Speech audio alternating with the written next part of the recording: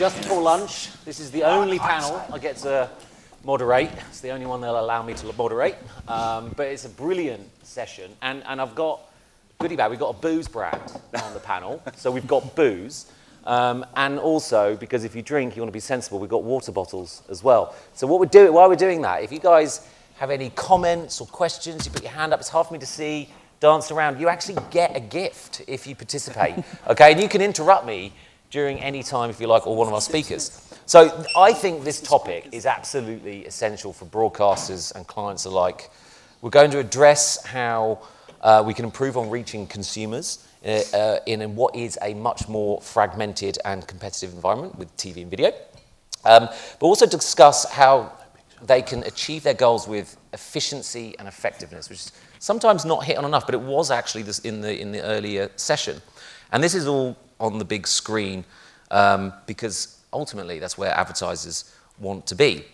And I guess the last part is really important as broadcasters build more digital services, is how to create a better viewing experience for consumers, because they have so many options in this fragmented world. You can switch from an ad-funded to an SVOD services in absolute seconds. Now, some rules though on the panel. We're not here to say creative is key or anything like that. It's obvious, we know it. If you say it, I'm gonna lob some of this alcohol at you. And we're not allowed to say content is king, because fuck me, I'm bored of hearing that. Right? We know it, all right? Quality environments, quality creative, and attention creates effectiveness. We got that, panelists? Yeah, we got it? Okay, well, there's no dispute with that. What we are going to debate is around how to execute on that premise. They're very easy words to say, but it's very difficult to deliver on that premise. Now, starting with Cammy, you recognise this issue because you have launched Peacock with a new ad-funded service, but it's a bit of a more extreme sort of environment, isn't it, for you? Because the US TV service, especially around ads, is terrible, isn't it? So, and the competitive nature in that market with SVOD, you have a real challenge launching AVOD services. What are you doing around Peacock? What are the new ad formats, and how is it benefiting brands? Sure, thanks, Justin. I would say with Peacock, what we've really focused on is ad innovation and the ad experience, and the innovation around the ad experience. And that's not just the creative execution, it's about the ad formats, and kind of gone are the days of one size fits all in 15s and 30s. Really, we're on all different platforms and all different viewing experiences surrounding all different content. And it's about the ad formats, and it's about the policies that surround them, and also the creative quality control that we're using to enhance the viewing experience. And we've created our ad experience really with two key stakeholders in mind. It's really the viewer, first and foremost, to have an optimal viewing experience, because viewership is what drives the ad ecosystem. And it's the advertiser, because we want to make sure that we are delivering advertising experience that delivers impact.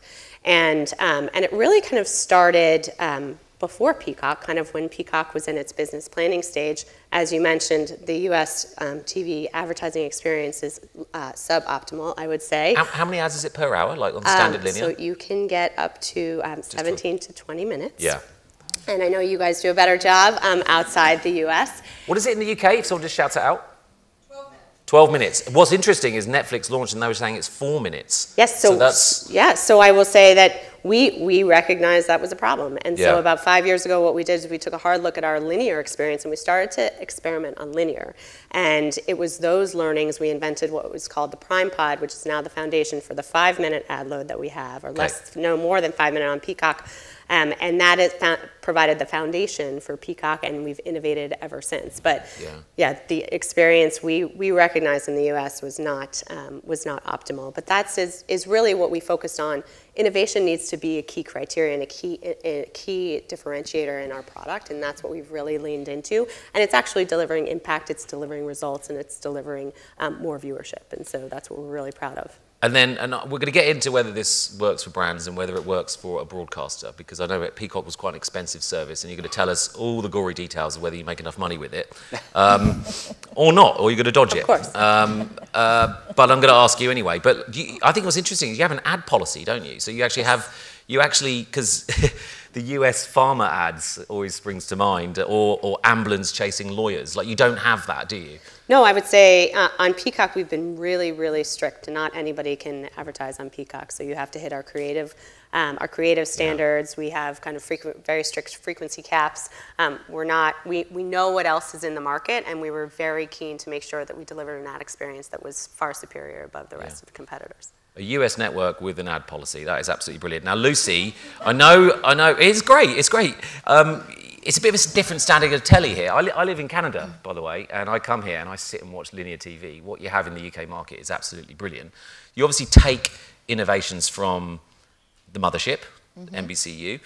What are you guys doing on this creative cut-through and effectiveness for brands? Because you've been working directly with brands as well for years, so you've got this glut of information that you can support them with. Explain how you're helping brands achieve what they need to achieve. Yeah, well, I guess there's two aspects to that, really. I mean, as you say, we've been observing, if you like, brand effectiveness now for 10 years through our data. And we basically link our panel data to brand KPIs and through to performance as well. And what we're seeing the rules changing a little bit. So over the 10 years, obviously there's no one sweet spot. Everyone has a different sweet spot depending on the advertiser, depending on the brand, depending on the sector. But we do start to see some learnings, which is around sort of 9 to 10 effective frequency to achieve real cut-through. And we see about an optimum of 3 exposures per week is when you start to see brand uplifts coming through on a lot of those advertisers. So we're working with our advertisers to measure what works for them, and time of day and content, devices, that kind of thing. But also operationally, we're working really hard with advertisers in terms of optimizing cut-through. We have frequency capping on AdSmart, which is fantastic. Our advertisers love that because it means they've got a lot more control. I want at least 1 exposure in a week. I want to dial that up to 3 in the next week if I'm, fast food, whatever the sector happens to be. So we work with them on frequency capping as well. But I guess, and also to Cammy's point, operationally, we work really hard. Sky is obviously pay TV, so we've got paying customers. And we have this thing at Sky where our customers come first. Clearly, we have a bit of healthy tension between driving the viewer experience for the customer, but also we've got to make a bit of money out of ads as well as we go through. So it's really just trying to maintain that balance between what is going to turn our viewers off? When do we start to see tune away happen in the breaks? And when can we optimize those ad loads? What do those ad loads look like? And we research that a lot. Frequency is a massive issue in this market, especially with the proliferation of BVOD services and all that sort of stuff. But you figured out that frequency across VOD, linear, and AdSmart is actually different. And then there's this thing called wear out on linear. What's that? Or lack of wear out? I guess in terms of those that decade of learnings as well, the other thing we're starting to see is that wear out linked to brand uplifts is actually quite rare. We don't see that often. There's no sort of real steady, there's no kind of drop off the more you advertise. Yeah. We see it just bounce along. And it wears out in marketing meetings long before it wears out. I think we get sick of our own adverts long before the consumer ever does. And I think that's right. And the one I love is sponsorship. And sponsorship is fantastic. That just keeps on giving. We've got Volvo, been advertising, sponsoring Sky Atlantic for 9 years now. And they're fantastic. They refresh their creative every year. They make it fresh. They make it relevant. And that just keeps on giving in terms of awareness and cut through. So, yeah, because I think frequency they get it a lot wrong. Like where I am in Canada, especially the new AVOD services, it's very common for me to see. Well, if I see another Call of Duty ad on my football TV service, I'm going to go absolutely mental. But I've seen about 100 of them. I don't know if clients are being charged that, but that is what's occurring around the world. And I know you guys have got very tight frequency capping. Now, quickly, Fahmeeda, you are joining us from South Africa, multi-choice. I think you should just give everyone here the sort of landscape in your market. What are the competitive pressures? Are you having to build these digital assets too, and be really careful on having too many sort of interrupted services for ads in your market? Or are the international SVODs less prevalent in your market? Yeah, I think it's good to create context for the audience, is that we're a pay TV business that sits across the continent of Africa. And every country in Africa has to be looked at uniquely. So South Africa will experience different competitive pressures only because it's a far more established television market compared to other markets around the continent. So I would say that we are experiencing pressure simply in keeping subscribers on the actual base, in South Africa. So people are tuning in and out of our services more frequently than they did before. However, in our instance, and I think it's no big secret to any of the other broadcasters here, we know that sort of doing things that is local and that is relevant to that particular market is really what keeps stickiness on the base. So our big pressure point is what happens when the streamers become much more locally relevant. I would say that would be a big pressure point. And I think that we would need to test and see what works in each particular country. I don't think you can put a wide sort of approach that says what works in Kenya is going to be the same that what works in Nigeria or what works in South Africa, because they are uniquely different. Is linear holding up quite well across your markets? So it is when and I don't want to say the word, but content, when the content drives, I mean, you look at something like the Football World Cup, then you see that your linear viewership is through the roof over that particular time.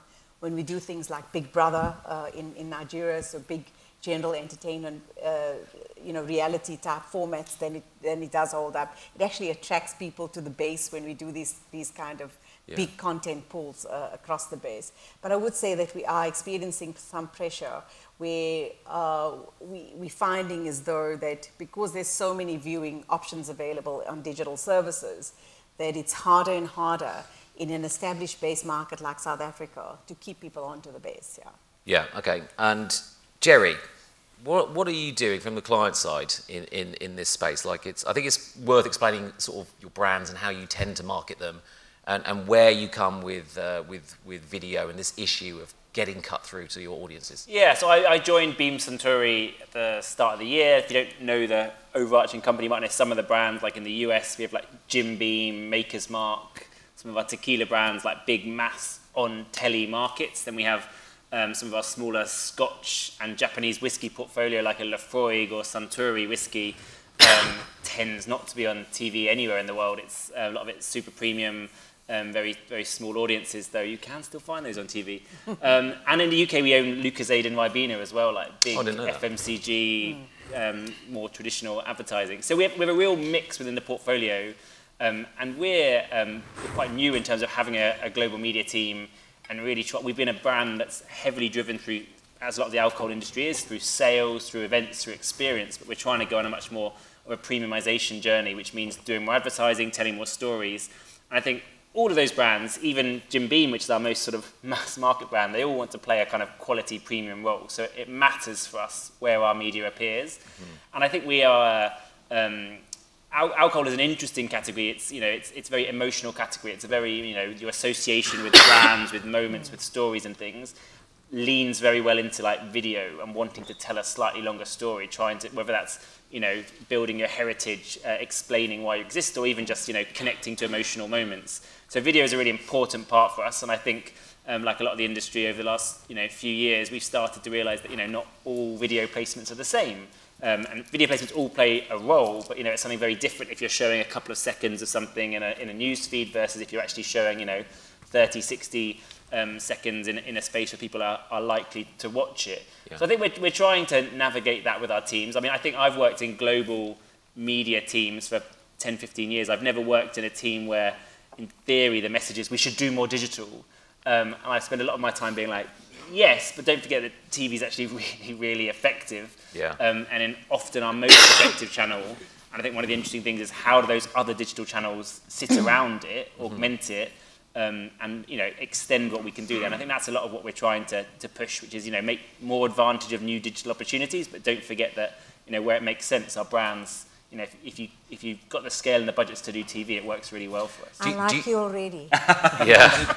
Do you have that classic? Alive, do you have that classic sort of push-pull with around effectiveness of short-term goals and aspirations with long-term, like, or? We do, to an extent. It's an unusual, we're privately owned by a Suntory group, and somewhat inspired by the whiskey at the heart of it, we do 12-year planning.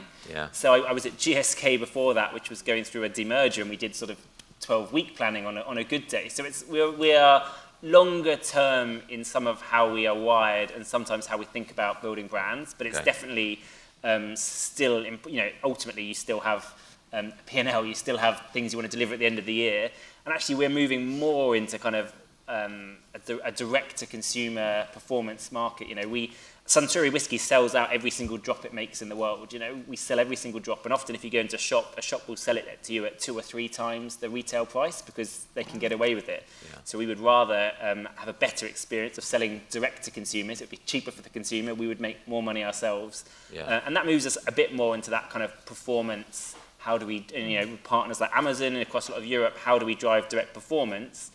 But we are ultimately building brands that, if you want someone to spend, certainly if you want to spend over $100 on a bottle of whiskey, they've got to buy into and build that brand. So it can't just be like a short-term buy now message. Okay, great. Right, Martin. Last but not least, I love the fact that you've just got no image on there, like you don't exist. Came in last minute because, I don't know, you murdered the other panellist or something. Yeah, not too sure what happened there. But it's fair to say you have good business working directly with brands to help them reach audiences they struggle to reach on telly. And you mainly use social and YouTube for that, to help them cut through for younger audiences. Why do you not use telly, and what do you get from YouTube that you can't get on TV? So, I should say first off, I'm representing Channel Factory, who are one of my clients. They were the last minute pull out, and they're the ones who use YouTube and social networks to help reach all audiences. I'll take your first part first. What Channel Factory do, they basically create inclusion lists, and they work and brand suitability and contextual advertising across YouTube and social networks. They sit on a huge amount of data, particularly on YouTube, as a YouTube measurement partner. And one of the missions of Channel Factory is to ensure that you can reach everybody. I think I don't think anyone would disagree that younger audiences are far harder to reach nowadays through traditional channels than they were even 5 to 10 years ago. There is a big migration as the market has fragmented to the streaming services, to the likes of YouTube and the social networks as well. And so it's vitally important, if we're going to improve cut-through, we actually need to be able to communicate to those audiences as well. But it's bigger than just the younger audiences. That's a big amorphous blob of audiences, and we've got the likes of Netflix and we've got Peacock moving into that space as well, who equally are trying to get to those audiences. The other piece is that it's important that we reach diversity of audience as well. So it's not just the young audiences, but it's all aspects of that audience. And a lot of the ways that the market has traditionally worked has not really been serving that. So, if we think back to the North Seas, it was like the Wild West of digital advertising, anything went. And then we had a reaction in the sort of 2010s, mid to late 2010s, where advertising became a lot more cautious, and people were looking at metrics such as viewability, fraudulent activity. Everyone verged on the safer side of advertising, so you had exclusion lists that would exclude words such as gay or black, which would then exclude a whole audience of people. And I think we're moving in, we're trying to move advertising into a new world of more conscious advertising, where you are using the technology to actually advertise positively to the right people at the right time and get all of that audience. So not a really blunt keyword such as gay, for example. I've seen an example where a global advertiser has a pride campaign, and on their exclusion keyword list, they have the word gay. So they're not going to reach the whole audience. I mean, it's ridiculous. Yeah. And I think there's examples like that where they weren't trying to do the wrong thing, but they were nervous and cautious about what they were doing because they were worried about being seen in the wrong place at the wrong time. So it's been a bit more smart, and so in the long story short, that's what one of the things that Channel Factory tries to do, and it's you're right, it is across social networks and it is across YouTube. I mean, the real opportunity for a company such as Channel Factory is that these have been relatively unregulated platforms for a long time. And with the data that's available, you can actually do that. I think when it comes to sort of the more linear and broadcast services, it's not that they're not doing it. I think they've been traditionally very much seen as brand safe and suitable for advertisers and actually reaching the audiences. I think as we move into a more fragmented world, there will be a need for that sort of work to be done across multiple platforms, not just YouTube, not just brand suitability, but I see that as a start. And it sounds like I'm a big cheerleader for YouTube and the social networks. I'm not. I think there's an audience there, and I think there's an important audience there. That younger audience is watching more of this content, and so we should to stick our heads in the sand, which just means less effective campaigns. I think TV does offer a huge amount of value to all advertisers, and I do think younger audiences are watching TV as well. It's just not in the way that they were watching 10 years ago, and it's fragmented, and I'm not going to go into the measurement piece, but we can't connect the dots. That wasn't the question. No, I know it wasn't, okay. but I'm just I'm busking. Yeah, but okay, you say you love telly, but you mainly work on social and YouTube. Why don't you do this on telly? Is it not possible? It's not that it's not possible. It's the start in the market at a certain point, which is YouTube. That's the big opportunity. That's where lots of advertisers are nervous, I believe. And we've seen it. People pull off YouTube. You have the Times every week. Yeah. They're exposing another advertiser for being in front of something that's not good content. That's terrorist-driven content. So starting there rather than starting with the TV. That's a natural place. I think there is a need for it, and there'll be conversations, I'm sure, over time that my clients will try and push, and the TV broadcasters may well want to have those conversations. But it's where we start, and I think the start point is that sort of Wild West. We need to be a bit more conscious about how we're advertising in that space. Okay, Lucy and Cammy, you can answer this question together, but start with you, Lucy. Does TV have do you recognise at Sky that TV's got a massive problem with younger audiences? I wouldn't agree with the language, a massive problem. I mean, Marty's absolutely right in terms of we are seeing younger audiences on other platforms. So there's a great stat rather, which is sport and news content viewed on YouTube and other platforms has grown by 50% in the last 5 years, which I think is what you were saying as well. So our content is and these young audiences are finding this content, but on other platforms. So it's on Twitter, it's on Instagram. The sort of clips for sports and news do really well on YouTube for us, for these younger audiences.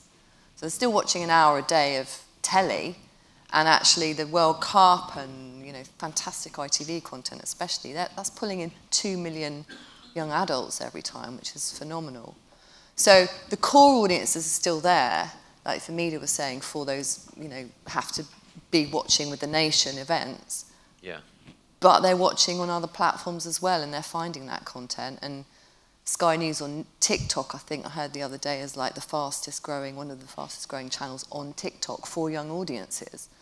They're just finding it in different places, but they still love that premium content. Can you make money through working with TikTok and repurposing your content?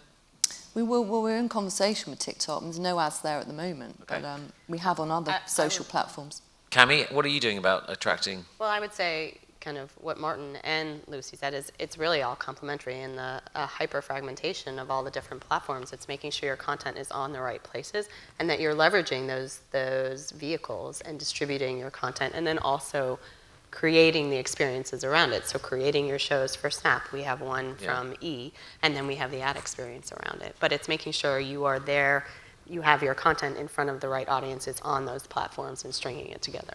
Okay, for effectiveness and cut through, taking your 30-second ad, and recutting it for social, Jerry, what's the strategy around that? How do you make that work? It's a terrible idea, don't do it. Oh. You have to create new content then for all these... You need social, I mean, the reality is, and a lot of companies do that, including my own sometimes. I think, if you look at the social platform, if you were trying to repurpose the content, you'd do better starting with like a digital out of home and like something that's like impactful, and like, you need to make sure, if you look at any results, certainly on like a news feed based platform, it's slightly different on a YouTube or stories or something. You've got barely a second of the vast majority of people's time. You need to have something that first second cuts through, it has impact. That's why I often think something like an out-of-home or something is a good place to start, because that's how you think about that. At the same time, you need it all to connect. You need it, you need it to sort of similar, not necessarily matching luggage, but similar luggage. If you're going to build like a big equity story on telly, you want to use something like a Facebook and Instagram to like remind people of that, trigger those emotions, trigger that moment.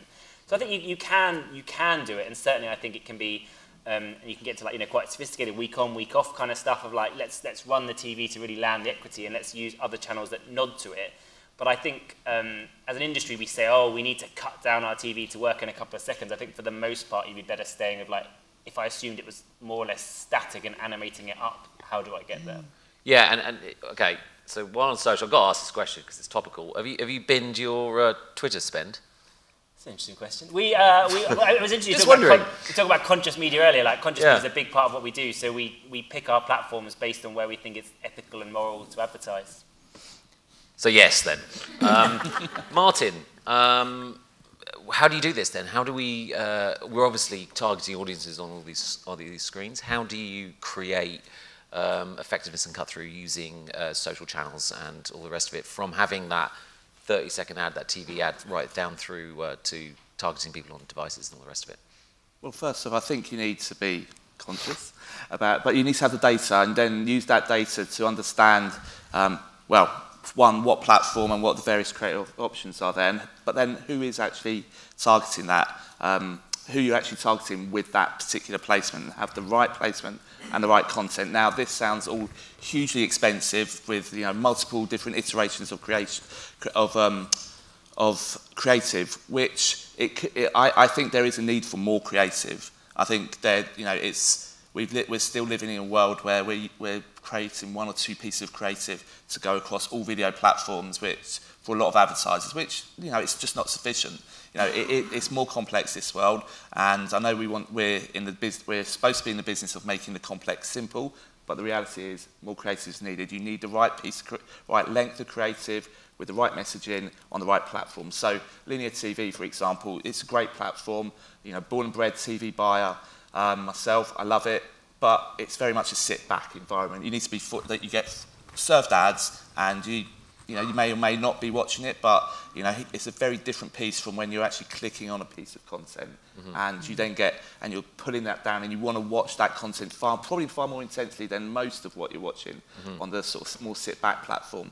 So you need something that's going to be engaging immediately. I can't think of the amount of times I've switched off a VOD platform because content comes up and it's like 3 minutes of ads, and the first ad is just something that's either irrelevant or I've seen 100 times before. Yeah. And that's a barrier.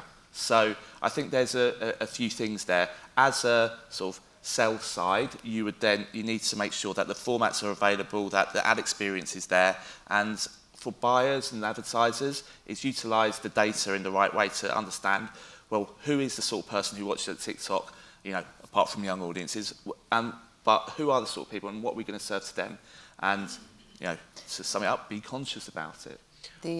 Sorry, just on that point, the TikTok example in Sky News is quite good, because the way that we think about our content on TikTok for getting younger audiences to watch is we don't just reclip what's been going out on Sky News. Oh, you don't? We completely change the tone of voice, we change the sort of narrative.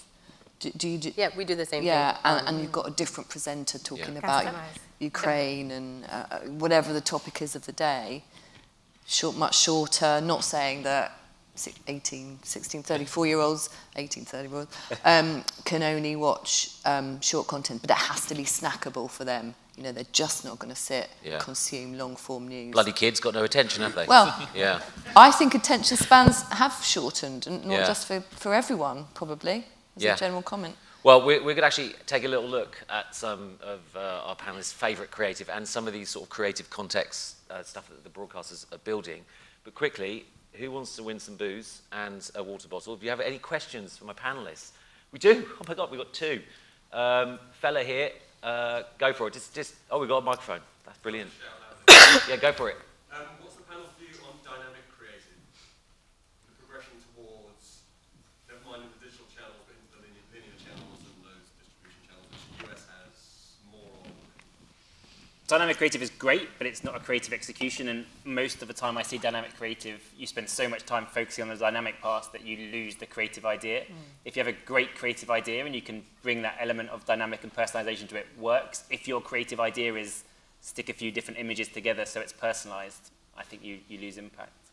Personalization, just yes, no, it's crap, isn't it? It was a crap idea. Because this whole one-to-one messaging thing, we all figured out it's kind of rubbish.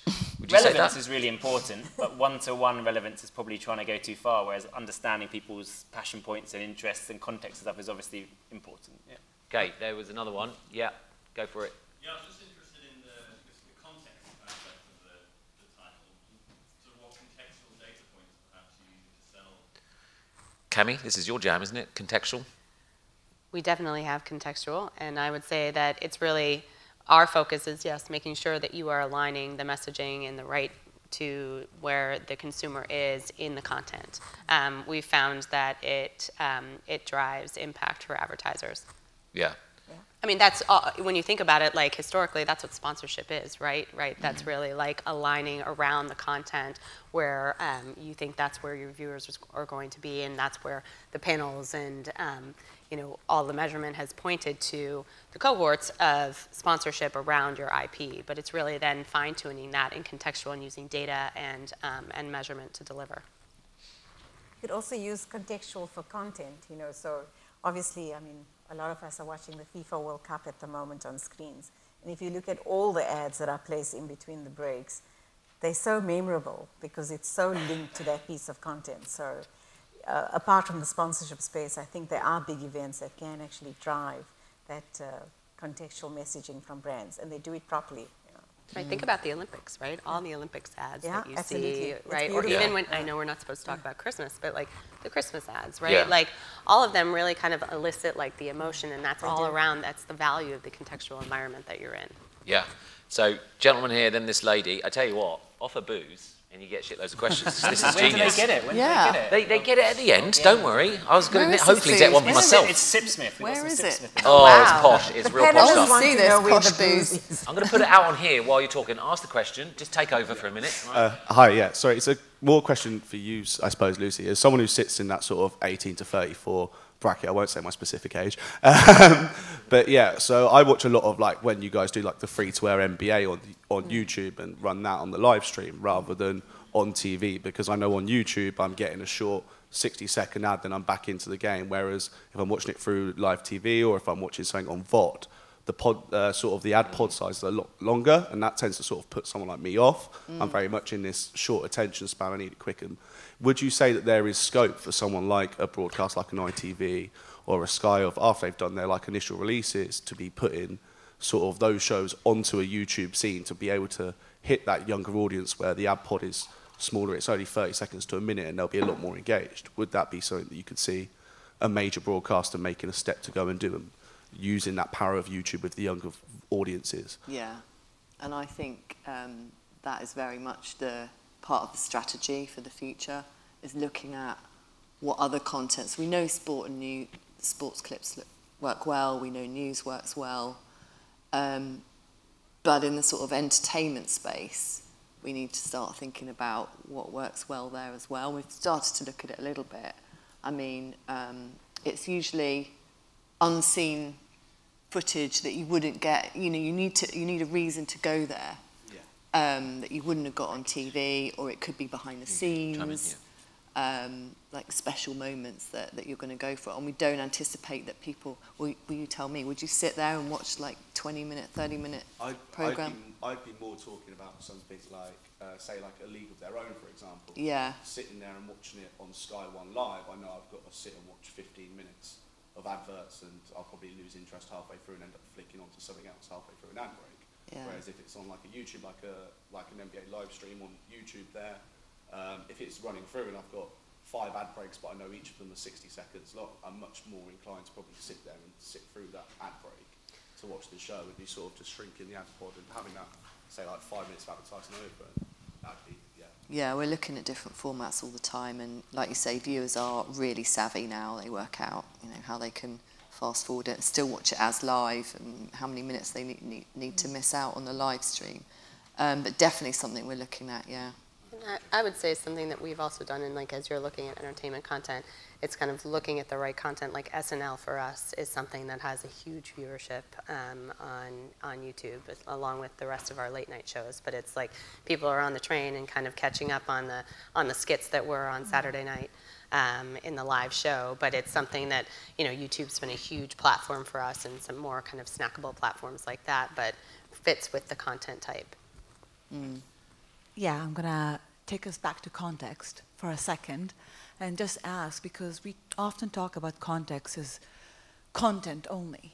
And I'm kind of wondering if you considered the wider spectrum of context, meaning what are people doing while they're consuming that content, and their behavior, who they are as users, and how that impacts their attention, who they are, what they're paying attention to, their consumption of that content, and how to add another contextual layer to that. It sounds hard. Yeah. Can everyone hear that? It's like super hard, because I think that any media type would be battling with that. And it speaks to exactly how businesses are trying to build attention, you know, metrics around attention as to what are people really doing while consuming content, and whether that sits in a digital space or in a lean-back television space, or driving past a billboard, or subliminally listening to it on radio. And I think all media formats are experiencing the, tell us when you know. We can chat about it later. Yeah. I actually do have like... Okay. Okay, I've got no more booze to give out, so that was fantastic. But what we do have is we have some creative examples. We've got some examples from the broadcasters here of what they're doing, and we've got some favourites. So we're just going to quickly go through them and have them explained. Now, I've messed up the order, as in I don't know what the order is, so we're going to see what it is, if the clicker works. If it doesn't work, AV, here we go. Should play a video. Oh, buggery. Housemate. Today you level up with Guinness Smooth. A few unique activities have been by the way, in Nigeria, to form your Guinness Big Brother, Smooth Nigeria? tax for today. Big Brother, Two names Nigeria. have been placed inside the provided lucky dip basket. After this, you must proceed to the storeroom to collect your Guinness merchandise. Welcome to the arena, courtesy of Guinness Smooth. You will be partaking in a few games here in the arena. Only the team with the best efforts at the end of the task will clinch the reward. There are a total of 5 activities. At the end of the task, the team with the most accumulated points will be declared winners. This is a beautiful beach setup that we have here. With Guinness Smooth, we aren't just individuals, we are a tribe. In Guinness, drink responsibly! Tonight, overall winner is Team Smooth. I've been working 9 to 5, and I'm trying to live my life. Okay. So I think maybe just to explain a little bit of why we showed that example. Big Brother is actually a gold mine for advertisers and sponsors. And it's a show that derives about 300 million votes a week. I mean, the numbers are comparable to a Super Bowl. So if you had to look at, voting sites crash, things happen all the time with Big Brother. And that just shows you that the brand is so much a part of that piece of content. And we have about 31 brands that maybe compete in Big Brother. It's a very big revenue generation opportunity for our business. It completely funds the production plus more, plus. So it's a very good success story of how consumers are still connected to the piece of content and how brands can be quite immersive in that space. I mean, it's not, when you look at it, the example looks very basic, and it looks like something that you probably won't see in this literal fashion. But I think I just sent it to Justin to say, this is what happens in Nigeria. That works for that particular market. So. Yeah, no, it's great. And Jerry is great for booze brands, that, because it's always, it's a very... Always drink responsibly. I'm glad they snuck. Yeah, they did, yeah. Right, I don't know who's next, but we're going to see. Oh, this is you, Martin. Yeah.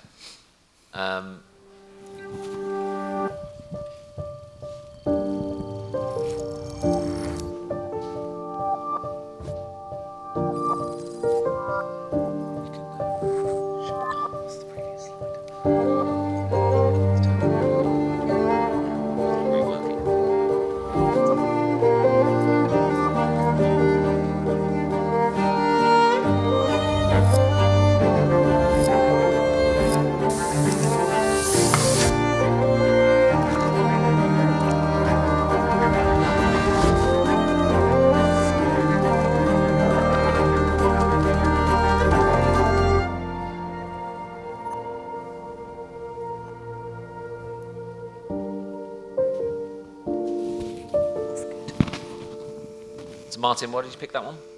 Well, as a father of 2 teenage kids, and obviously we've come out of this pandemic, and you've had screen time, people's screen time going through the roof. Same with my kids. I'm sure everyone who's got kids of any age who have access to devices will understand the pressure that they're under. And I think this is a really, really strong example of using a creative within advertising to get across a message of it's not that self-image is really important, but it shouldn't be about utilising your social networks to sort of put on a full self-image. It's more about how kids should be more comfortable in their own skin and not present a different view of themselves. And I just think it's really, really powerful as a piece of creative, and that really gets a message across really, really strongly.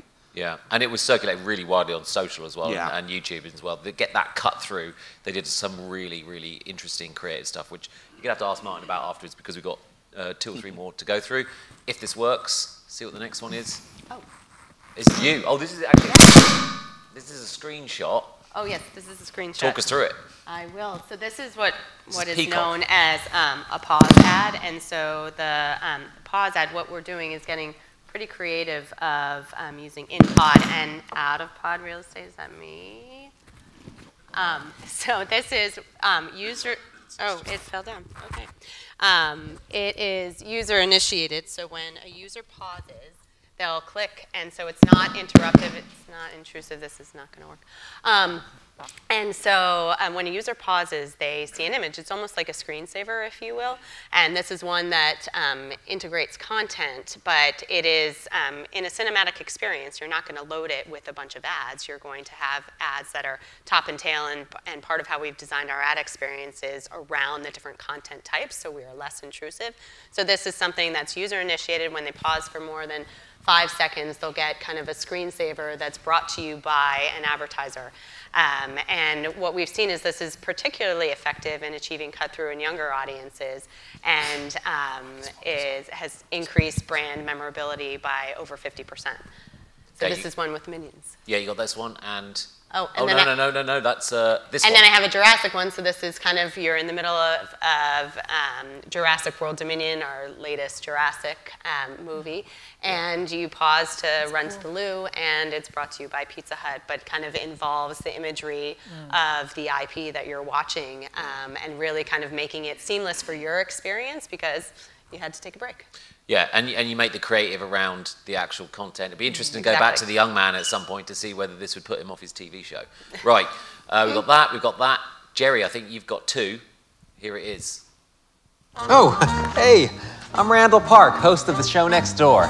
Come enjoy a Maker's Mark cocktail and hang out with me and my friends for a few laughs. You deserve it. Just make sure you text ahead of time. Don't just show up. That's weird. It's not the greatest 15-second advert that's ever been made, but it's a bit similar to what you're talking about there, which is going beyond the 30, going beyond the 15 to like content integration. That's a partnership with Roku in the US, where we host essentially a conversation show where they happen to have a Maker's Mark cocktail. It's actually less blunt, the branding in the actual show. And it's been really popular in terms of actually just being not just an ad-funded show, but a show that's really worked for them well as a bit of content, and we're doing continuing to work with them again. So it's saying, when you think about TV, when you think about actually getting people's attention, the ad breaks can be great, but how do you get beyond the ad breaks with integrations and things? So you're experimenting with maybe even some of the fast channels, the CTV channels, so you get their data, and then you can actually play with the content as well. It's not even that data-driven, it's just creative-driven. And if you have the other one, just as being a bit vain with one of my own companies, I thought I'd show a Diageo again, the other one. It's just the best advert I've seen this week. It's maybe slightly Christmassy, but if you're into inclusive marketing, it's just a really powerful and emotional story. Has it started? No, it does move, so that's not it. Oh, this isn't it? Well, it is it, but it moves. It moves. Here we go.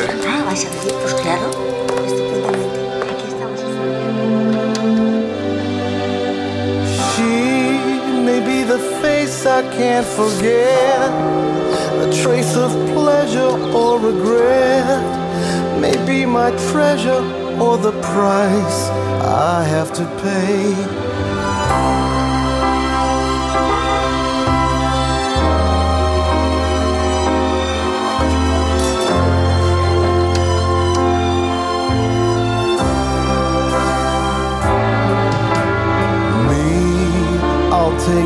laughter and the tears, and make them all my souvenirs. For where she goes, I've got to be. The meaning of my life is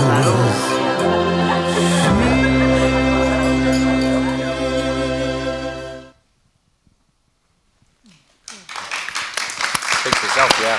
Google. Last but not least, Lucy. Now, I've never seen... Oh, I knew it wouldn't work. That's the lunch. Oh, no. Okay, we're going to have to ask for Lucy's afterwards. But, Lucy, explain this eye tracking business. Oh, goodness. Very quickly. Okay, very quickly. Because everyone wants lunch. Things flashing. So my example wasn't necessarily creative brilliance. It's more about innovation. And at Sky News, we developed this bit of kit. Some of you, anyone watch the 100 cricket series in here?